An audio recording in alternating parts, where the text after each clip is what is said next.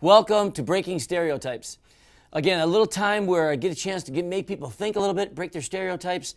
And real often when we talk about our historical kind of stuff, people think politically. It's not political, it's our history. And so just want to make you think, breaking stereotypes. So last week we talked about Mr. Harvard.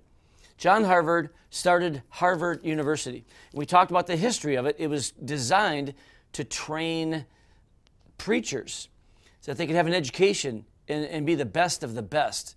A lot of the Ivy League colleges was like that.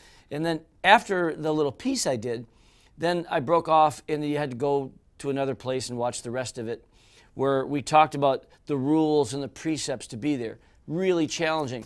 I thought I'm going to stay on this Harvard thing for just another week here. Harvard College was founded in Christi Gloriam and later dedicated Christo e Ecclesia. The founders of Harvard believed that, and now I'm going to explain what those words mean. The founders of Harvard believed all knowledge without Christ was vain.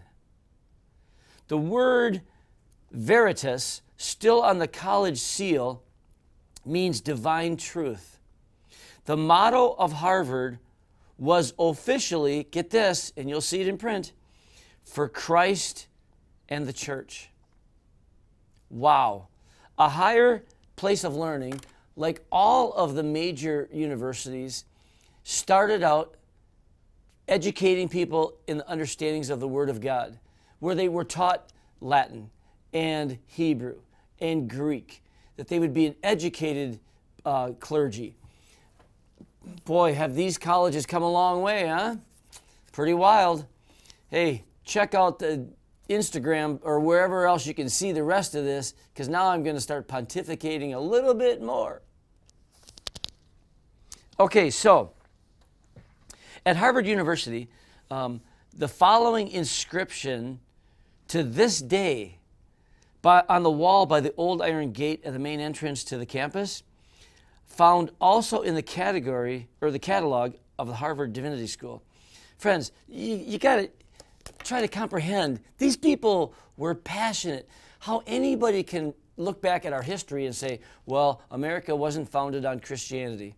They really haven't done a well-studied look into it at all. It's Christianity, and the foundation of our Christian beliefs is everywhere. So let me read this to you, and I know that without watching it on a Tron, you're just listening to me. It's a little harder to follow, but I'll do my best. This is what was carved on the wall next to the main gate, okay? After God had carried us safe to New England, and we had builded our houses, provided necessaries for our livelihood, reared convenient places for God's worship, and settled the civil government, one of the next things we longed for and looked after was to advance learning and perpetuate it to posterity. Dreading to leave an illiterate ministry to the churches when our present ministers lie in the dust. In other words, when our present very well-educated ministers die, we want the ones to follow them to be as well-educated. I mean, they just had this passion to make sure that the gospel was going to be presented. And it's kind of interesting, on the wall, they put a little bit of the history. After God had carried us safe to New England, he's talking about the original landing of the Mayflower on the Plymouth Rock, why they came to this country in the first place. It is just incredible to look at some of these interesting facts of our American history. Anyway, I hope you enjoyed it. Have a great day.